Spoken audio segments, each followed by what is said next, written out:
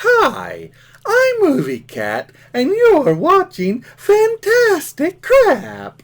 Well, kiddies, it's that wonderful time of the year again. We are very near the greatest holiday known in the universe. No, not Easter. What's wrong with you? Yes, it's October, meaning that Halloween is once again creeping up on us. And this year I decided that I wanted to do an anthology film because, while most horror films feature one creepy crawly, an anthology usually will have a whole assortment of slimy things that go bump into Halloween night. Originally, I had planned to do the marvelous Trick or Treat anthology, but with a bit of thinking, I decided to do one that I think gets even less respect nowadays, the Tales from the Darkside movie. Now, this is a 1990s horror anthology based on the TV show of the same name, and the interesting thing of this film is that it was almost Creepshow 3. Yeah, it seems that the TV show was originally planned on being a creep show, but after a lot of behind the scenes and legal shenanigans, they decided to rename it, but it kept most of the creep show crew, and this is why a lot of fans consider it to be the real third creep show film. Okay, enough backstory. Let's get into this thing. Oh, how could I forget? It's Halloween! It's a Halloween episode! Where is my costume? Remember? I told you to find me a really cool and awesome Halloween costume for the episode. Oh, you did get one?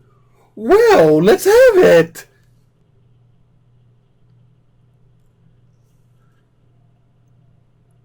You're a friggin' moron.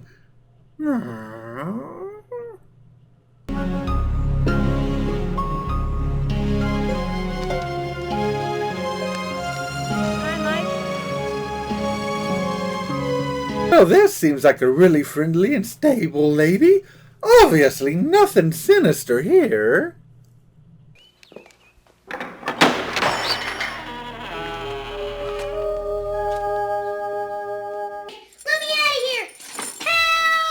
Oh, except I kinda question her babysitting methods.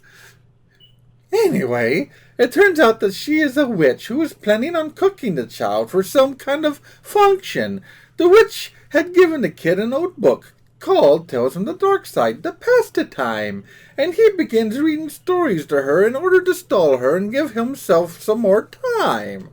The first story is called Lot 249 and is about a smart nerd in college who gets cheated out of a scholarship and framed for stealing antiques from the campus museum. Edward, why would you buy something like this? Because I wasn't born with a silver trust fund in my mouth. Yes, that is Christian Slater and Steve Buscemi. Slater plays the friend of the rich kid who stole the scholarship, and Steve Buscemi is, of course, the nerd. What else would he be? It turns out that the Christian Slater's character's sister, who was dating a rich prick, helped frame the nerd, Bellingham. Also, why in the world would you give me black cat ears for Halloween? I don't know if you have noticed, but I'm a black cat!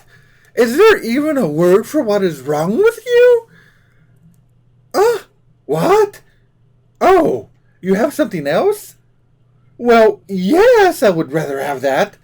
Let's see it. I hate you so much.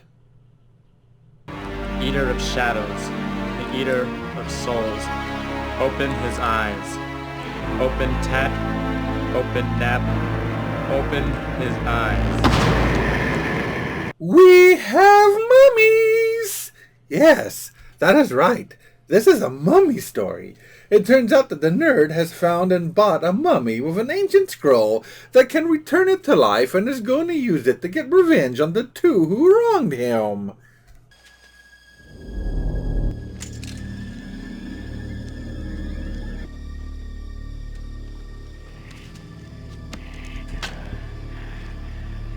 What fascinates me the most here is that this 1,000-year-old mummy not only knows what a clothes hanger is, but that it can also be found in a thing called a closet.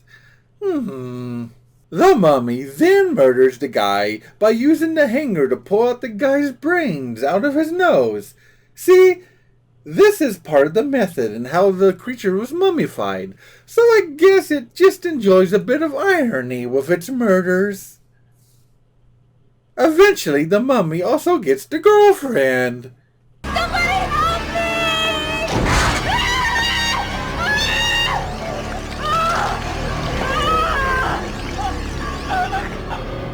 Aww, what a nice way to give a girl flowers and make sure she never loses them. How sweet. Christian Slater, who realizes what is going on and is upset that his best friend and sister are now dead, goes after the nerd for some revenge. Hey, batteries in case those fuses blow again.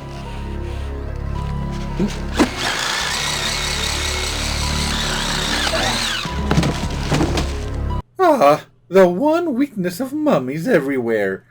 Kitchen appliances. After burning the scroll, Slater decides not to kill the nerd, but instead just lets him get kicked out of school with shame. But it turns out the nerd gave him the wrong scroll and has found a way to keep in touch. Andy?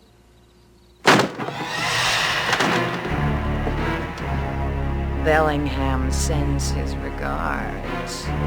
Aww, he set up a nice reunion for him with his dead friends. Again, how sweet. So, now we are on to the second and best story of the movie. Well, of course it is, because back in my stunt cat days, when I was in my prime, this was one of my greatest roles. You're about to see pure acting greatness. The story is called Cat from Hell. This is a story of a hitman who was summoned to an old rich man's mansion to discuss a job, and when he gets there, he discovers, unfortunately for him, that the old man wants to put a hit out on a cat. Yeah, if only I had a nickel for every hitman that has come after me. Ow. Anyway, the old man explains that the cat just showed up one day and his sister took him in, and a bit after that he proceeded to kill all 3 of the 4 people living there, just leaving him. First, the cat got his sister. We heard her scream.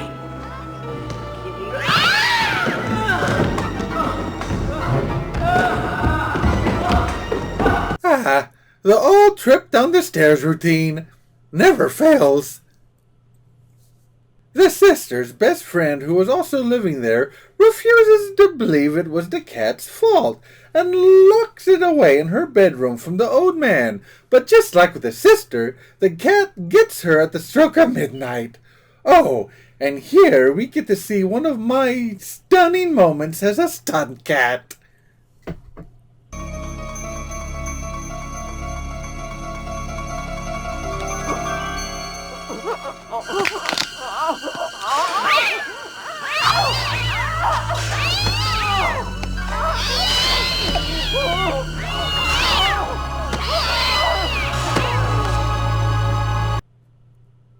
Aren't I just the best actor?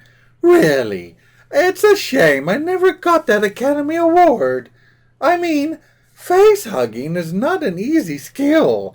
Most cats have to go to the esteemed That Darn Cat Academy to learn it. Ow. The old man then has his butler finally find and capture the cat and send it late at night to a vet to put it down. But of course, at the stroke of midnight, the cat strikes again.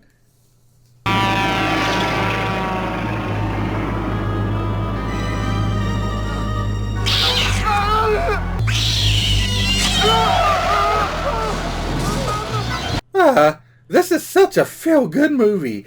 Every time I see it, I just feel so proud to be a cat. Though, one thing I'm not proud of are these stupid ears. Couldn't you find something better than this crap? Are you messing with me on purpose? Wait, you have another one for me? Oh, well, okay. Anything has to be better than these bunny ears. Just wait until midnight tonight. I am so murdering you.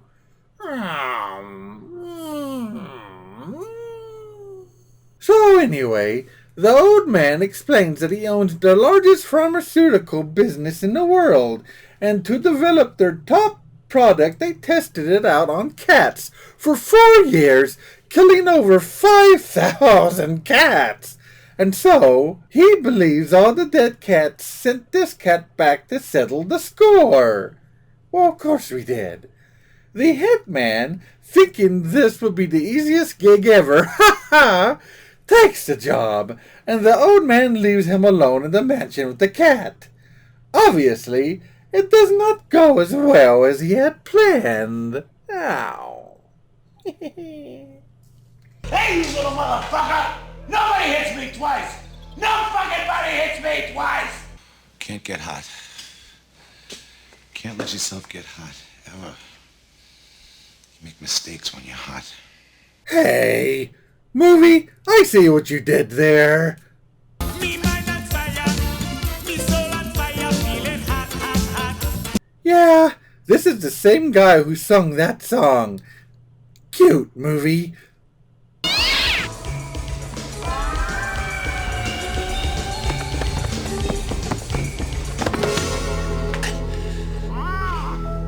I do good work. The best work. I've never blown a hit yet. It's just a matter of time.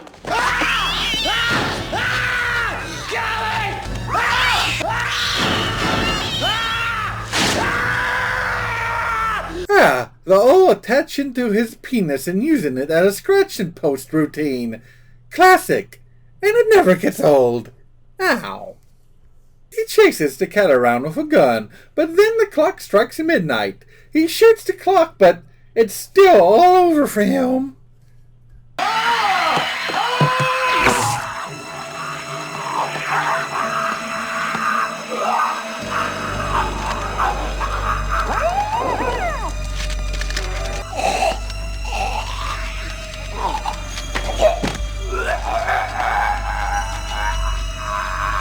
That's right.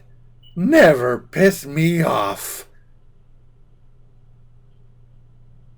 The old man then returns to discover the body, and just then the broken clock strikes midnight again, and the cat comes out to say hi.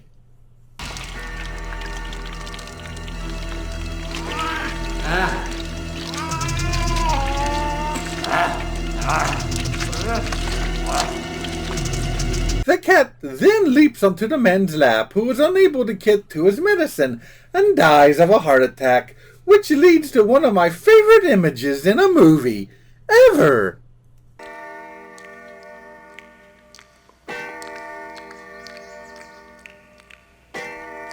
So good.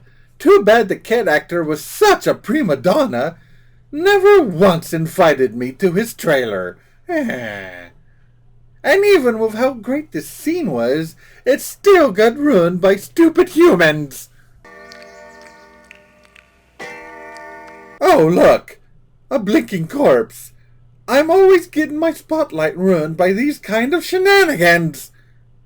Okay, we are down to the third and last story, and I'm already sick of this stupid unicorn horn. I'm just gonna go without a costume this year. What? What is this? Oh, you have something else, do you? Forget it. I've had enough of your costumes. Fine. Let's see it. Oh, hell no.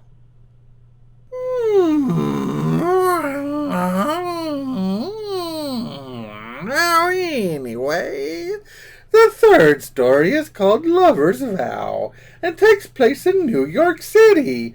Get a rope. Anyway, and follows a down-on-his-luck artist who gets dumped by his agent and seems to be at the end of his road. So he tries to get over it in his friend's bar, and that night when he is leaving the bar with his friend, this happens. Jim! Help me! Help me! Well, that is the dang problem with living in New York City. All the damn chud. If I let you go, you must swear you will never say you saw me. Never say you heard me speak. Never tell anyone how I look. Never repeat what I have said. A promise. Forever. You gotta be kidding. It's a little known fact that random gargoyle attacks are pretty common in New York. They are right up there with Ninja Turtle sightings and winged serpent maimings. Ow. Right after the attack, he runs into a young woman and they sort of really hit it off somehow and end up quickly falling in love, which ends up improving his life. Shortly after that, his art gets noticed and he finds success. Then the woman gets pregnant. Awesome. Are we gonna make this little bastard legitimate or what? To put it another way, will you marry me? Sure, a very hysterical way to ask for marriage, but maybe a bit, in bad taste, maybe? So, 10 years later, they are married and have 2 children, and his old agent is back and part of the family, but he has never gotten over what had happened to him, and so he decides to finally tell his wife the truth. But when he does... You promised you'd never tell! Wow, how unpredictable. I bet no one saw that coming. It can't be! No! Aw, what adorable little bloodthirsty killing machines. I loved you. And I loved you too. You broke your vow, and that sealed our destiny. Wow, even in the gargoyle world, divorces are usually more painful for the guys. So, that is our last story, and yeah, it was pretty predictable, but it does feature a fantastic made monster, and is hands down the coolest creature in the movie, besides the cat. Oh, and I do like how it ends.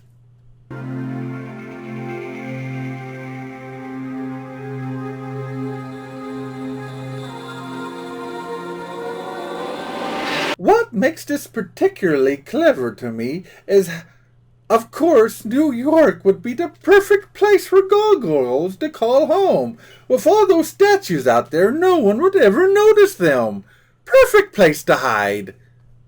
So, all is left is our wraparound story, which has the woman about to eat the kid, while he is still trying to distract her. It's really best one of all because it has a happy ending. A really happy ending. None of the stories in that book have a happy ending. What a nice little jab at the show there. From memory, I do not think many of the episodes had happy endings either.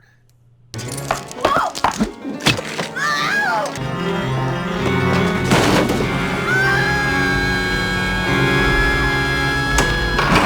Oh man, the kid went all home alone on her butt.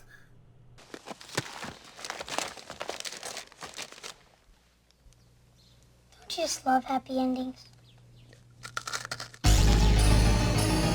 So, that is Tales from the Darkside, the movie, a fun little anthology film. I wish it would have had at least one more story, because 3 stories seem a bit low.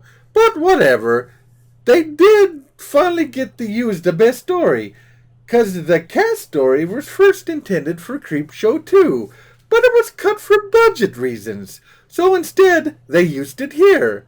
Hey, another happy ending! Now, I give Tales from the Darkside, the movie, 7 hairballs out of 10.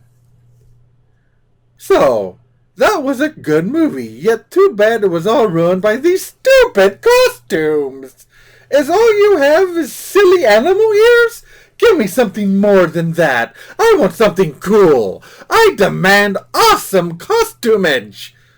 Oh, you were able to find something? And it isn't just another stupid headpiece? Yeah, give me!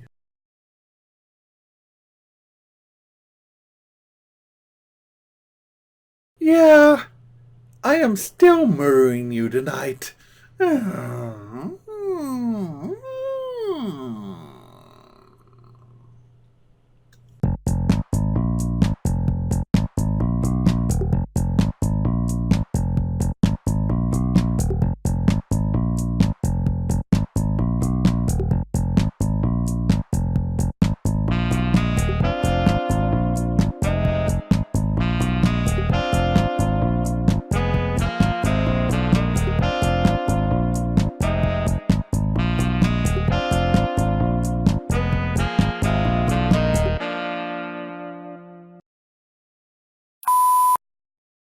After a lot of behind-the-scenes issues and legal shenanigans, they decided to rename it, but it kept most of the creep show.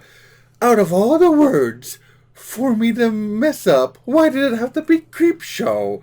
One of the greatest anthologies in the world. I mess up the name. I'm a bad movie cat.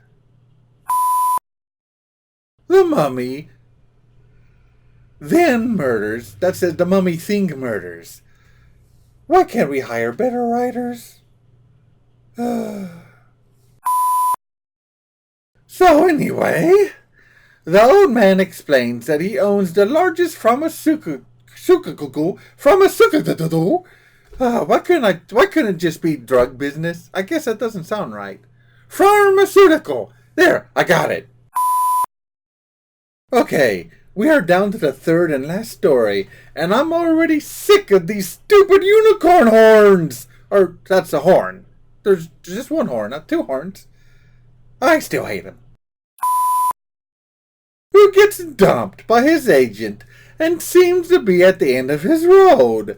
So he tries to get over it, and his girlfriend's, it says his friend's bar. Why did I add girlfriends? I'm jumping ahead and giving unintentional spoilers. So, 10 years later, they are married and have 2 children, and his old agent is back and part of the family, and he has never, but, not and. So, that is Tales from the Darkside, the movie, a fun little anthology film. I wish I would stop skipping words.